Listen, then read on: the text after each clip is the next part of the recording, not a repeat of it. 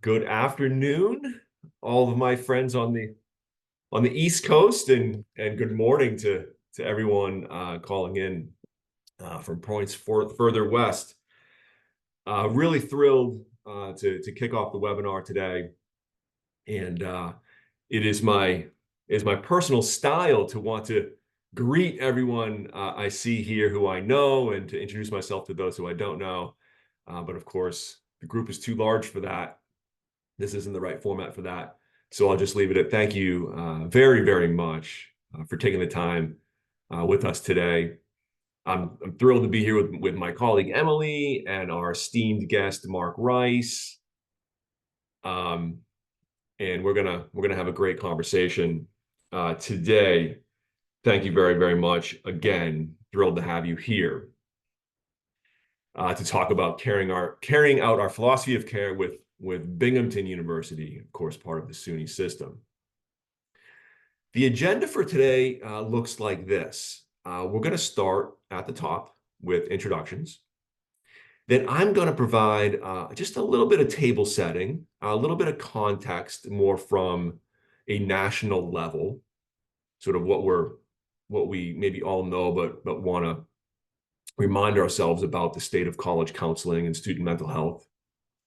Then we'll segue into some more specifics with Binghamton. We'll get Mark into the conversation, and we'll continue to get a little bit more focused in the conversation as we get more into Binghamton's implementation of BetterMind, how they're strategically using BetterMind, even getting into some of the utilization data that they're experiencing. And I think we'll have plenty of time for questions before the end is here. So let's just get started, as I said at the top, with introductions. Hello, I'm Doug Fraser, and I serve as the Vice President for Campus Relations at BetterMind. And I'm joined by Emily Seeger. Emily and I joined BetterMind at the same time, and we're together just about to celebrate our 2-year anniversary here at BetterMind, which in this space, which is in the startup world, quite a time. So Emily, you've been an amazing partner for me, and I know you're an amazing partner to a lot of our colleges, many of whom are on the line today. So Emily's our Director of Campus Success. Many of you in the webinar work directly with Emily, and you can attest to the level of care that she gives to each of our partner campuses. Each of our partner campuses is assigned a dedicated campus success representative. And Emily really sets the mark for the level of care that we want to provide. For today's webinar, Emily's going to be monitoring the chat. So any questions at all that come up about Binghamton or about BetterMind, really anything at all, please feel free to put that in the chat. If it's something very specific that Emily can just answer for you, she will do that. Anything else we will hold and we'll try to get to before the end of the meeting.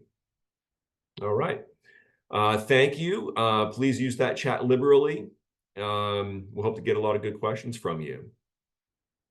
All right, and about BetterMind. Without belaboring the point too much, I just want to highlight for you that our founding mission is to help colleges and universities make mental health resources more accessible to their students through online therapy.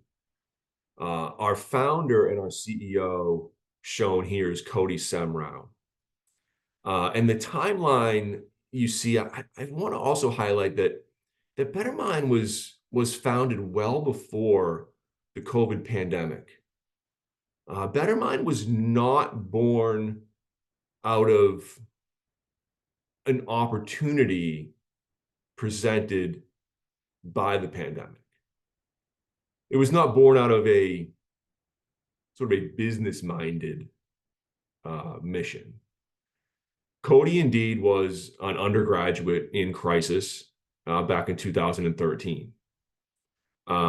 It's his story that forms our mission and that we all kind of work for each and every day. Long story short, Cody was one of those struggling with something very personal and did not want to be seen kind of walking into that counseling center. Ultimately did get the help that he needed from his college counseling center. But this idea to start an online therapy platform was stuck in his brain. And he founded Better Mind in 2017, always with a focus on college student mental health. And look, today we're serving over 100 colleges and universities. We're really, really proud of the students that are behind those numbers. Some of those are the largest state flagship institutions in our nation, and many of those are small and rural community colleges and small enrollment-dependent private colleges. So thank you, those in the line who are Better Mind partner campuses. And segueing more towards Binghamton, we're really proud of the impact that we're able to have across the SUNY system in New York. We do work with the institutions shown there on the map, with a handful more on the way, knock on wood. We hope our impact in SUNY continues to grow.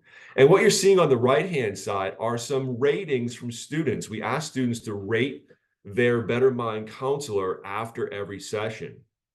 And we're very proud of these scores because, again, this speaks to the impact that we're having on students. And no doubt we're able to expand our service across the SUNY system because of this direct feedback we get from students, and as each institution talks to each other. Okay, at long last, let me bring Mark into the conversation. Hey, Mark, you're so gracious to spend your time with us.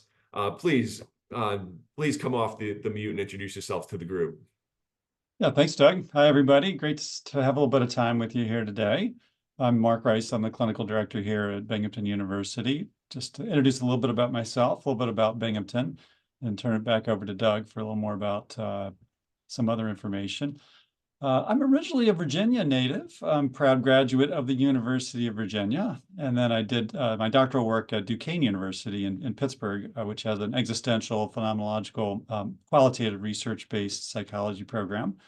And then I interned at The Ohio State University. I also went to the University of Virginia, but now I'm just at Binghamton University. Spent part of my career in outpatient community mental health, some addictions work, in-home family therapy, conflict management, a lot of different contexts, but settled into higher education as the place that really felt right fit for me. And that was a while ago. I've been in higher ed for about 24 years, and most of that time as a director. I was at another SUNY institution at Oneonta for about 10 years, most of that as a director. And then I've been at Binghamton since 2011. And so that's about 21 years as a higher education counseling director. Been through, a lot of changes in that time, a lot of challenges, and really none so, I think, dramatic or earth-shattering as the pandemic, which I think has profoundly altered our landscape for services and staffing.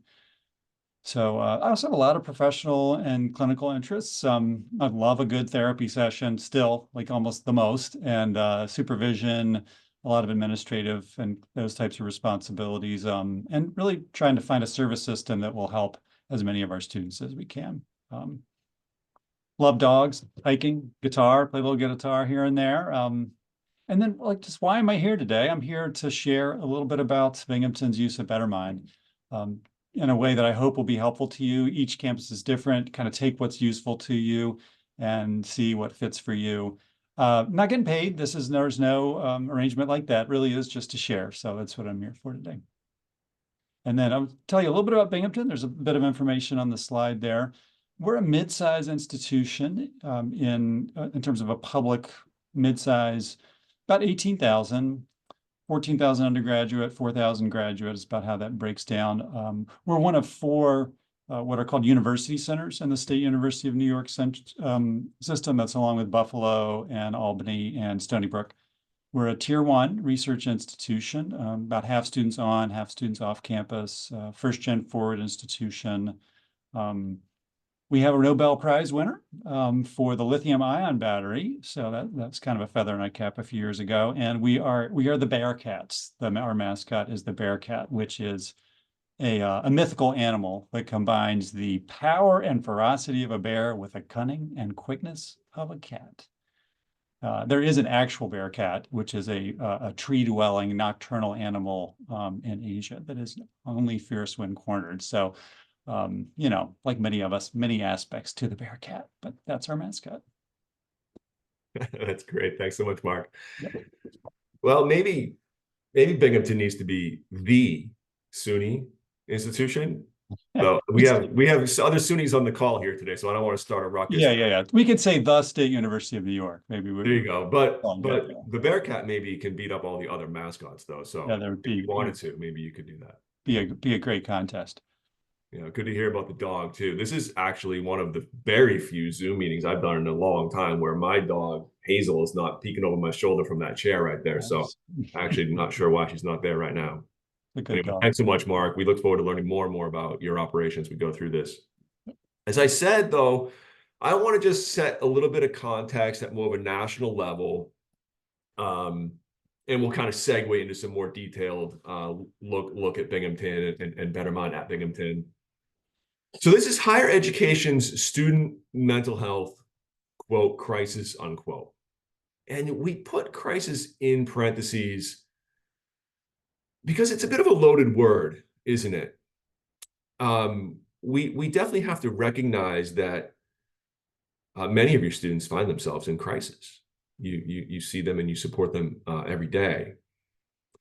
And we also recognize that some of your counseling centers maybe are feeling a sense of crisis if you're down staff or otherwise not as well funded as you should be amidst this growing need from students. But we also recognize that we don't want to feed into the quote crisis narrative, unquote. And we recognize that sort of direct one-on-one professional counseling is not always what students need. But regardless, we do have to recognize that the mental health of college students across the US is if not one of the #1 challenges facing higher education writ large. So in terms of setting the table a bit here, we can look to data from the Healthy Minds Network. We can recognize the Healthy Minds Network as a reliable and credible source of information in this space. And they're telling us that there's been an increase in depression and an increase in anxiety among other presenting concerns. That greater than 60% of students meet criteria for one or more mental health concerns, and is, of course, a persistent problem. Students of color, underserved student populations often express the highest level of need, but also are showing us the lowest rates of mental health service utilization. So telling you things you are the experts, but I guess as much as anything else, affirming the good work that you do, affirming that you are in a unique time and addressing a unique challenge ever since the pandemic. Next, let's look at some data out of another, of course, credible source. This is the Center for Collegiate Mental Health, located in the Division of Student Affairs at Penn State University. And what CCMH is telling us here is that the presenting concerns that students are bringing to you are wide-ranging and complex. Okay, now the image here, I don't imagine you can read that unless you're getting closer and closer to the screen. But that's sort of the point. The point is it's a long list of presenting concerns that students are facing and that they're bringing to you. If you can't read that, I'll let you know. Sort of at the top of the list are the anxiety, depression, stress. But it goes on from there. Whether it's grief and loss, suicidality, anger management, substance abuse, a lot that relate to sexual orientation and relationship issues. And you are not always, or you're not aware of whatever students are going to bring to the forefront day in and day out. And so more from more from CCMH. This is now highlighting that the approach to care then must be aligned to the unique needs of each individual student. And what we're looking at here is data about utilization. The most common number of appointments per client per year is 1, with the average being 5 to 6 attended appointments, the median being 4, but the range being 1 to 135 appointments. And again, I know you know this, but the student who maybe fails an exam, and maybe it's the first time in their academic life that they failed something, and don't want to talk to their friends about that, don't want to talk to family about that, can talk to a professional and be reset. And maybe that's a conversation about life is hard and you're going to fail things, and here are some concrete things you can do to make sure it doesn't happen again, et cetera. And maybe that's one session and they feel great. Or was it a recent incident of sexual assault where they're maybe looking for talking to a professional every other week throughout their entire college career, just to kind of stay in there and not drop out, or worse. And this is CCMH data, so of course this is data from college counseling centers, but it bears true for BetterMind as well. It's almost identical. This is now looking at BetterMind data across the last 2 years. And we have sort of the same set of presenting concerns with stress and general anxiety and depression, but it goes kind of on and on to the others as well. And then the utilization data is a pretty nice sample size of nearly 6,000 students and nearly 25,000 attended sessions across the past 2 years. We find the average is 4 sessions per student, and the range is 1 to 65. If we look at this, there's 31% of all attended 1 session and 18% attended 2. If we add those up, it's 49. So call it half of all students are seeking 1 to 2 sessions. But then at the bottom, 22%, I don't know if we can kind of round these numbers off, call it a quarter of all students are seeking 6 or more. So we just know this to be true about the service, both on campus and with online counseling. And how can we set up a situation where students get what they need? And hopefully there's the flexibility built in to allow that to happen. Okay, thank you for letting us set some of that context. And now we'll segue into Binghamton's philosophy of care and their model, and we'll get Mark back into the conversation. So Mark, just to start us off, tell us about your counseling center. Oh, and you're on mute, Mark. Thank you. So the Counseling Center at Binghamton, you can see just a little bit of information about what we do. Relatively comprehensive services, primarily clinical. We have an outreach mental health coordinator through a different department, health prevention and promotion. So a little less focus on outreach, more on clinical. We're here to help students be successful academically, but also grow in other ways and manage other problems that could interfere in various parts of their life here at the institution. A couple things that aren't on the slide, just to introduce you that we're an integrated department, so integrated health and counseling. Psychiatry is part of health services, but they're actually in the same building as us, but we're not co-located with the rest of health services. We're funded by the health fee, the student health fee in SUNY. It's $400 for us per year. So that $400 a year has to cover all those areas: health, counseling, psychiatry, health prevention. And we don't have much control over raising it. So that'll come into play later when we talk about the brief model, which is related to that limited fee. We have about 10% of the students utilize service, and that's about an average for our size institution. And that utilization is down a little bit since the pandemic, and I think that's par for the course. It's some variability and by institution, but in line with national norms. We think that's because of telehealth use and the ability for people to keep their home providers as a primary reason. Also, by the way, since the map's up there, you can see where the Binghamton logo is in New York, right there. We're in the southern tier, kind of south of Syracuse, west of Albany. And we are one of the cloudiest cities in the country at 300 days per year. It's cloudy right now and raining in Binghamton. We take a lot of vitamin D, and bear up with it. So that's a little bit about the UCC. How about the services specifically, Mark, within the counseling center? Yeah, sure. So we offer individual counseling, group counseling, same day urgent. We do a couple of other things, but those are the sort of the primary services that we do on a day-to-day basis. And our approach to care is really to provide a limited scope of service. So we do a fair number of referrals. I'll get into that a little bit more.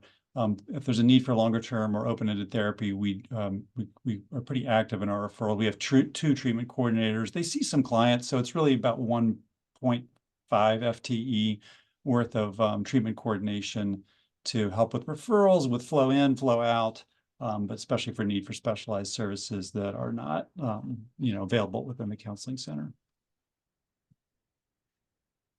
And the team. Tell us about the team and how you relate perhaps to the director of health and counseling. And Yeah. do you have open positions that you're dealing with right now? Or Yeah, sure. So the director of health and counseling, his name's Chris Downey, who I report to, has some duties that are more like budget, long-range planning, managing up and out. As the clinical director, it's really kind of a more like a director position as you would see in many institutions, just with our size. It's, the positions are kind of arranged a little differently. I'm in charge of policies and procedures, operational management, a lot of the supervision. I'm also the training director, although we have a training coordinator who helps with some of that.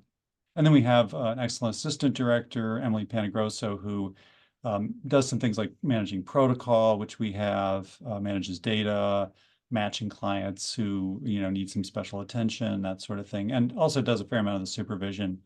And really, Emily and I co-manage a lot of day-to-day stuff. It's just good to have two managers who can handle different things that come up. And then our team, we actually have 15 FTE in counseling. Some of that's the treatment coordination, right? Adds a little bit to the clinical FTE. And we are hiring 2 people. So we are soon to have 17 FTE. And we do a lot of teamwork. We have a weekly case conference, weekly collaboration with psychiatry. We have a quality improvement team, a diversity committee. So a lot of collaboration on our team internally. I understand you have some good news on your team recently. Yeah, we have one of our treatment coordinators actually, Nicole Seiler, just brought into the world her little girl Maddie on Monday. So that's very exciting news. And that was not a surprise, but she is not in the office. So that actually relates also to staffing flux. So there's some staffing flux. We had a counselor who left the department about a month ago, and that was not expected. And then we have a counselor with a family medical issue. So out of the blue, we thought we were going to complete these searches almost by now, and we'd be up 2 counselors. We're down 3 counselors almost. So always life has pleasant surprises and sometimes just other surprises. We didn't prep this, Mark, but like, is it the clinical load index that you use to determine the number of staff that's appropriate? In other words, anything you'd want to share about a rationale or a justification for the team that you have? Do you feel like you could use more? Do you feel like you're very blessed with who you have? Oh, we're pretty fortunate to have approaching 17 for an 18,000 person institution. That's, you can look at the clinical load index. You can also look at the IX ratios. Those are both legit. We have a substantive clinical load index because we do a fair amount of liaison work and some other work that, we're not, and supervision and team communication, professional development for younger staff who are newer to the profession. So it's sometimes it's hard to, to have ideally it's, or there's some sense you always want more. What really happens is that, we have to think about the scope of what we can do as an educational institution and the health fee. So we can't provide everything to everybody and we can't afford it, right? And if the fees go up, we start to do more like what insurance covers, and then our constituents, parents who are paying wouldn't want to pay. Like, I'm already paying insurance. I don't want to pay a higher and higher health fee. And so some of that's limited just by organically by those by the fees. So yeah, no, I feel the SUNY system has supported mental health, and so we're getting a couple of counselors, as are many institutions in SUNY, out of that money, out of the need just for more support for students. No, that's great. Thanks for sharing. It's a complex part of the business to try to know what students need and increasing demand and folks coming and going. Well, good luck with that. Thank you. Well, looks like we have a issue with our slide there, but you mentioned a brief therapy model. I think a lot of colleges are using a brief therapy model. How does yours work exactly? Yeah, it's so brief you can't even fit the word Yes. online, right? I mean, so yeah, we our approach, I want to say just a little bit, because I also want to get to the better mind part of things, but we don't have an absorption model. We're not trying to absorb everybody into our care. We're trying to balance access with some degree of treatment. So the access means we have a lot of urgent availability each day, but we don't have wide open, same day walk-in, same day intakes. Our routine intakes are a couple days. We have a lot of spots reserved for that. So just kind of giving the audience a little bit of a background of our model overall. We're balancing access and treatment, and that treatment is brief therapy. And so it's short term, focused on helping students with specific problems, usually, the wide range on that, on the CCMH slide you saw, many of those issues, mild to moderate anxiety, not so chronic, or even acute but situational, quite a range of relational issues we can manage. What we wouldn't address is like psychosis, eating disorders, more chronic and severe anxiety, depression. So this just gives you kind of a flavor. We have a scope of care. It's on our website, and if you want to take a look, that really lays out our scope of care, what we do and don't do clearly. So yeah, so the brief therapy model it's up to 10 sessions for a course of therapy, and students can come back if they have another issue, and we'll just explore. Is it something that's same thing? It's a continuation. Maybe it's a longer term issue, or could we allot some more sessions? Okay, great. About 70% of our students can be served in that model. So we're referring out, somewhere 25 to 30% of our students. And about 90% are in person, want in-person services, about 10% want teleservice. Yeah, really nice commitment to your students. All right, we'll get more focused yet now on Binghamton and the Better Mind partnership, Mark. So start with before Better Mind, just sort of why anything. What was happening, what was occurring that you wanted to consider a third-party provider? And I guess from there, what were the requirements that you expected from any teletherapy provider? Yeah. And I'm sure the audience would like to hear about just sort of how you began to investigate this sprawling marketplace. Yeah. Well, part of it is like there's a couple of factors that, would prompted us to do this. There's just the utilization challenges, the bottleneck of counseling, right? Even with the brief model, schedules, fill over the semester, and there's still some times it's peak times of fall, particularly spring semester, where with cumulative scheduling, even with some flow through, we're at bottlenecks. And then we have had wait lists because we offer students the referrals, but we feel like if their issue is manageable to wait and they're appropriate for the brief model, we want them to have the opportunity. And sometimes they won't go to care off campus if they're trying to find a therapist. There's not a close connection there, even with our treatment coordination. So we've had wait lists, but they are very unpopular, so even though it gives students the opportunity to wait, that's really been a difficult thing. So we looked at temp staffing, actually. Could we hire people for temp staffing at those peak times? And we did that in around 2015, 16, 17. we were decently successful at it, but it still doesn't give us that peak staffing. And so it was kind of like, well, I can't just add people in the middle of October, or in the middle of March, where can you, right? With the pandemic and teleservice, then that option starts to become something that's feasible. And so really that leads us into the idea of kind of a flex staffing, overflow staffing kind of use for Better Mind. And we decided we would allocate healthy funds toward this service so that we could then allocate it for students individually, not as a wide open model, but individually for students who fit our model.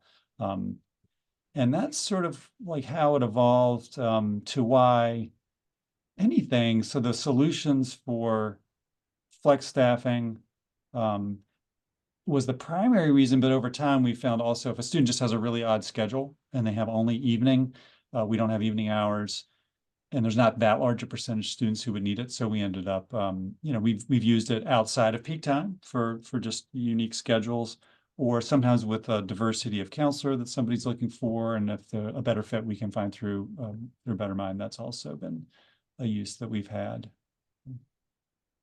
Okay, Talk a little great. bit about why Better Mind, if you'd like, in particular.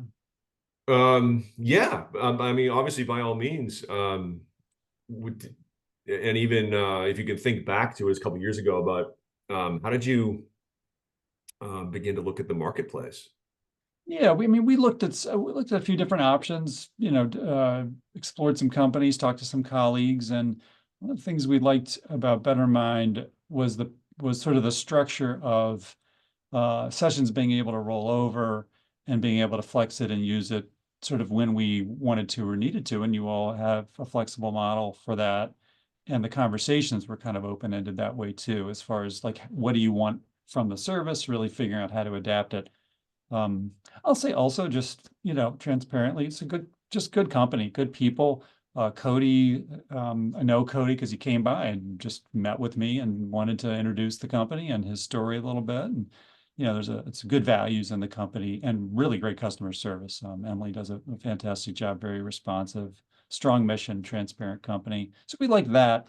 And the business model sort of had to match, right, with the flexibility of the service. So we allocate students about 5 sessions at those peak times. We've done more if it's earlier in the year, up to 10 sessions have allocated that, and then sessions have been able to roll over, which I think we're going to get to next. Yeah, as long as you brought that up, let me tell people just exactly what you have from Better Mind. You have the individual counseling. These are always 50-minute, you know, one-on-one counseling sessions with an in-state licensed provider. And you have these well-being workshops, which are scheduled and live. In other words, this is not asynchronous learning. This is a live licensed counselor offering a psychoeducational workshop to educate and empower students on mental health topics and just really common topics that are important to college students. And this allows now students to be a part of a group setting, nice entry into therapy. Maybe they can participate directly, maybe not. Maybe they turn their camera on, maybe not. So it's the one-on-one counseling and it's these workshops. We also have a 24/7 crisis and support line. And in some areas, we have psychiatry with medication management services that you don't currently utilize. And about implementing Better Mind into your model, this image tells quite a story. All right, so this image is telling us that you purchased a bucket of 300 50-minute sessions. Okay. And then for the academic year in September, starting in September, I think the first session was used in October. And then in March, you went ahead and added 100 more sessions. There was some usage. We'll see, and you already said how usage spikes in the spring. So there's maybe some concern that you wouldn't have enough throughout the year. So you added 100. Turns out it was ample. And so you had some sessions remaining that rolled over into the following contract year, which means for the following contract year in September, you bought just the 100 sessions as compared to the 300 that you bought originally. So I think the first question is, why 300? Mhm. Yeah, it wasn't quite a magic number, but I think we were thinking about 5 sessions that we would allocate, and just based on our waitlist flow, we estimated maybe about 60 students, and we didn't know if that would get us through the whole year, but that's sort of just what we thought. Let's see, we knew we could add more, buy more, so that's what we started with. And then that fall 2022 semester, we had a new counselor who started partway through the semester, and they had a clear schedule to work with. So we actually got our staffing sort of through the universe at the right time in that fall. But in the spring, we didn't. And in March 2023, around February, March, April, we started to use a lot of sessions quick with Better Mind. And then we got a little worried that we were going to run out. So we bought 100 more. And then things ebbed down as they will with the semester. And we didn't end up needing them, but it was good to have. And then they rolled over. And I think that last bucket actually is bigger than maybe it looks visually right there, but it was, we had a pretty good number then to start this year. Again, didn't need it so much in the fall, and I think we're really going to need it. We're starting to use the sessions now. We're really going to need it in the next month or two a lot. And I want to be clear for everyone else on the line that one of the key words for Better Mind is alignment, or alignment and flexibility. So Mark is deploying Better Mind as what we call a referral model. So he is referring students to Better Mind as he sees fit, as opposed to more of an open access approach. We've heard about the number of staff that he has, some of the positions that are open or otherwise temporarily vacant. We want to talk with each institution. Are you a very large but also very resourced counseling center? You might only need us as a small-ish supplemental partner, or are you whatever, the community college or otherwise down the road with fewer students but also fewer resources? Your agreement with Better Mind could conceivably be even larger because that is what you need. Regardless, it's difficult to predict utilization. So you could start small and then add more as you need them. Or if we overshoot it, you can rest assured that anything unused will roll over to the following year, which would in that case yield a lower cost in year 2 because you're purchasing fewer. So we have all sorts of different universities on the line today. And I think Better Mind is supporting some very, very large flagship institutions and some very, very small community colleges, because we're able to align to whatever your needs might be, and quite frankly, what your budget might be. That, let's be real. We can work within some of those natural kind of guardrails. All right, then how do we integrate into existing policies and procedures? How do you sort of, when do you refer students to Better Mind? Yeah, it's a great question. By the way, I saw a question in the chat from Sharon Mitchell. Hi, Sharon, The Ohio State University. I'll let Emily maybe answer some of that, but we actually did just today, as a matter of fact, had a student. We don't have very many remote students, but somebody in another state who is appropriate for a brief therapy model. And I think we are going to be able to get them connected to a counselor in that state, which should work well. I mean, they're both in that state. We can fund it though from New York. We just can't provide the service from New York. So back to Doug's kind of query about the existing procedures. I don't want to get too deep into procedures, but actually I think there's a way we've been able to connect students that has really worked for us, and I wanted to share that. The way students access is they get an initial consultation appointment. We still do a fairly traditional 50-minute appointment, but that's really because we want to be able to do multiple things. We want to help them a little in that meeting. We want to explain referrals. We want to be able to understand if they're appropriate for the brief model. So it's longer than a triage session. And if somebody fits the brief model and is appropriate for Better Mind, which just means they're willing to do tele at these peak times, we will at that moment schedule them with a treatment coordination half-hour appointment within a couple days through Zoom. And the promise is we're going to schedule with this appointment for 30 minutes through Zoom. At the end of that appointment, you are going to have a meeting set up with a counselor. The counselor has to confirm that in BetterMind, but they do. I mean, they're not going to put up sessions they don't have available. And so that's actually pretty remarkable, because if we put them on the wait list, they don't know when they're going to get another appointment. If we refer them to the community, they're searching for a while. They're waiting to hear back from people.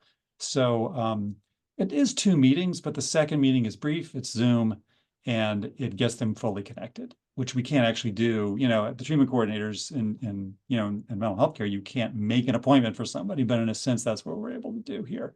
So that process has worked well for us, and we've had a high linkage rate. I think Emily Seeger has told us that it's pretty high relative to some other institutions in terms of the people who actually get connected, who sign up on the platform and then actually get connected. Yeah, that's really interesting how you really hold their hand through that process. A lot of institutions don't. A lot of institutions don't have the staffing to be able to do that, but it works well for you. And here's that spike in service. So this is just a glimpse into some of the administrative reporting that you get from BetterMind. This is from our campus admin dashboard that each campus receives. So what we're seeing here are credits used and users who used at least one credit by month. You see that those first sessions were used in October 22, and the spike, as you said, hit in the spring. And you think it's going to come again right now, huh? Yeah, that's what it's looking like for sure. And we thought we would use more in the fall, maybe of both years, but we haven't needed to. And if we have the staffing, we aren't necessarily going to spend that money that we have if we can have it for other times, right? So yep, we've hit another glitch here this spring, not just naturally or cumulatively, that I was saying before, but from a couple of surprises. So I think we had about 65 students use that service in the 2022 to 2023 for about 170 sessions, and we expect something pretty similar. The math at the bottom of the screen shows us the cumulative, like purchases. You start with 300, you added 100, and then you added 100 again. That's the 500. Yep. And with BetterMind, I think it's not about how many students registered so much, although we do tell you how many students registered. It's not about how many students maybe visited the site or read some of our help articles. It's how many, darn it, successful sessions. And a student showed up, counselor showed up, session occurred. How many late cancels? Because that costs a credit. How many no-shows? Because that costs a credit. And we're not gonna do anything but be totally transparent about that information. And Mark is realizing very low cancellation and no-show rates. Why? Because of the referral approach, and you hold their hands through that appointment setting. So it's a very, very efficient implementation of BetterMind. Yeah, and one of our treatment coordinators, we're just fortunate, as a master's in public administration, is very administratively minded, loves a spreadsheet and tracks. And so if we have people who aren't showing up, they're tracking it, they're reaching out to the student saying, hey, things going okay. So we try to monitor that just to make sure they're connected as well as the money's well spent. Yeah, that's great. That's great. And now what can you tell us about utilization trends? We see similar graphs as we saw in the opening of the presentation in terms of the presenting concerns, and anything we can learn from the demographics?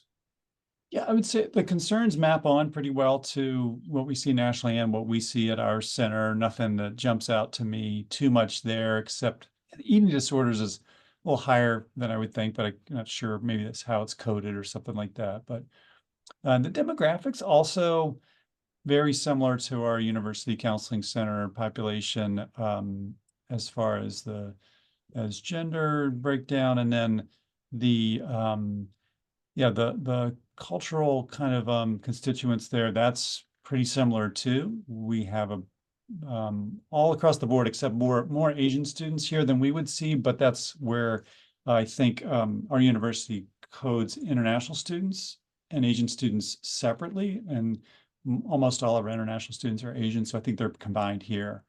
But otherwise, it's a little bit higher of Black or African American. 5% of the university is Black or African American. We at the Counseling Center see 10%. So it's, that population is strongly represented with us, and then a little bit higher with BetterMind. As we add more college partners in any given state, it stands to reason that the network of counselors within that state will continue to increase. So in New York, as we've added all of these SUNY institutions, we've continued to recruit more and more and more counselors. Yep. And so it's a great opportunity for students to be able to meet with their preferred choice of counselor. So they get to see the entire list of everyone available. Now, again, Mark, you kind of hold their hand through that, but otherwise a student could on their own see all available counselors. They see a photo, they can read a bio, they can read about specialties and experiences, they can see availability, and go ahead and book with somebody that is hopefully going to, have a similar lived experience and be a good fit for them. Now here's your range, 1 to 10, I guess. Not quite so dramatic, the range. We see the average per user is just over 3, a little bit lower than we showed before. But anything we can learn from this, Mark? No, I think we maybe thought the average would be a teeny bit higher, but it makes sense because we've used this at times a semester where, there may not be the whole semester remaining, right? So it's a little bit lower than our semester average. And I'll say we went to the brief model not to lower our average. This comes up on our listserv, but because what we wanted was fewer students using 20, 30, 50 sessions at the expense of some students only getting one session. So what we really wanted was to maybe modify the outliers and get more students who could get some sessions.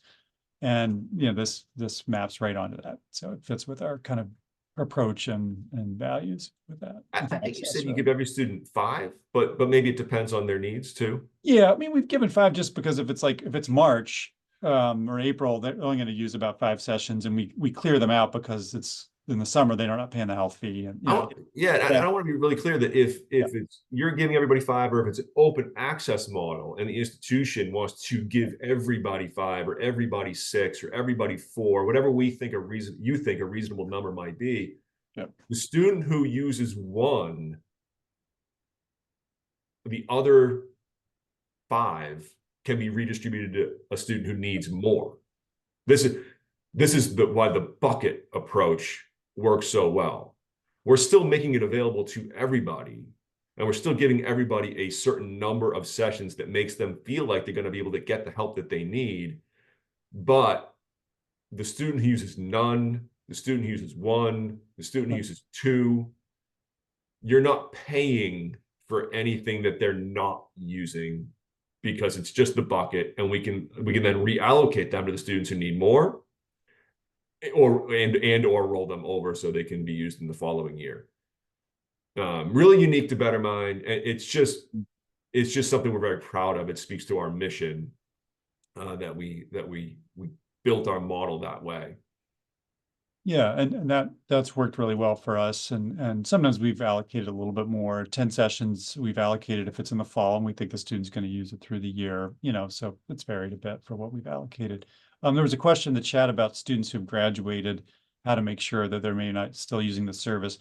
In May, we really just, when classes are over, we sweep all the sessions, and we tell students that because they're going to switch to the summer, and most students aren't paying the health fee in the summer, and we do provide some service in the summer, but with a lot of our staff are 10 months. So we have a different structure in the summer, and those students know they could come back in the fall either for in-person with us or to ask for some more Better Mind sessions, but it may not be contiguous in the summer. So we actually scoop all the sessions, and so nobody would be just continuing to use the service.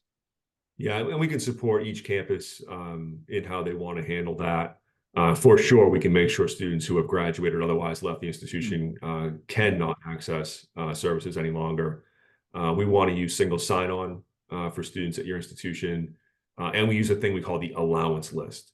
So we can definitely help each institution think about when and how they want to make it open for students. Many institutions do keep it open in the summer. Some don't, but we can accommodate either. Yeah, thanks for also, I mean, anything I'm sharing is just how we do it, and how you might do it could work better for you. Yeah, that's something I guess that's why alignment and flexibility are the key words for Better Mind, is because everyone is dealing with this major challenge, but everybody is staffed differently, and everybody has different models, and we just want to be able to fit in wherever. So Here we are at the end. We have a little bit of time left. I'm not looking at the chat. Emily, is there any particular questions we want to address with the time we have? Yeah, I think it might actually be useful to talk about allocating sessions. There's a question in the chat about if sessions are per semester or per year, and Mark, how you currently handle that and see that time over time, just for some additional clarity. Yeah, well, they're really for the year. They wouldn't be swept up right until the very end of the year. So that's how we would think of them. If somebody, is allocated 5 sessions in October or November, which we've varied our sort of thinking about that. Then they need more, they can just recontact us, and they do sometimes recontact the treatment coordinator for some more sessions. But yeah, it's typically been for that year. Interesting, our brief model, we allocate it's 10 up to 10 for a brief therapy course. It's not per year forever because it depends on the issue. It's kind of like going to a doctor. We wouldn't say in advance, if you have a heart problem versus a twisted ankle, you get 10 meetings, for the year, for the semester. We do try to individualize that to the students' issues, but we define brief therapy as up to 10. And so it kind of maps onto that pretty well too. And the semester or the year, or one every 2 weeks or one a month. I think there's some companies that put in some guardrails around the allocation of like sessions and therefore of care. We feel like a student might need 6 and they might need it all within a pretty short period of time. There's been an incident and they need some appointments in a period of time. Hopefully there's some kind of resolution, and then maybe I don't need any in the spring. So or maybe it is more of a monthly check-in. I want to have this recurring kind of thing to keep stable. Like however it is, we don't put those usage guardrails up where we're like, yeah, I think when that occurs, it's sort of somehow to try to control the costs. Yeah, that makes sense to me. I mean, we typically see students about every other week, but sometimes we will see them weekly for a little while to, help them through a difficult issue. Sometimes that's an indicator that it's something more intensive than we can manage, but it varies individually. And when we give them the Better in Mind sessions, we suggest it's every other week. Some students have used it a little bit differently. If they're burning through weekly sessions for a long time and want more, then it might be an indicator that they'd be beyond our scope. But we'd have a conversation with them and just see, how are you doing? How's your issue? How's it improving? And take it from there. Anything else, Em? That was Emily, seen anything else? all of the questions in the chat. There was a couple of additional questions about language offerings and our counselor network, but Mark, I think you spoke to some of that just using our conversation from this morning. So Yeah. All right, well, we are at time. We are right on time. So thank you all very, very much. Thank you, Mark. Thank you, Emily. I hope this was time well spent. And we wish you well doing this really important and challenging work out there. Thanks. Thanks, everybody. Very, Be very well. much. Take care.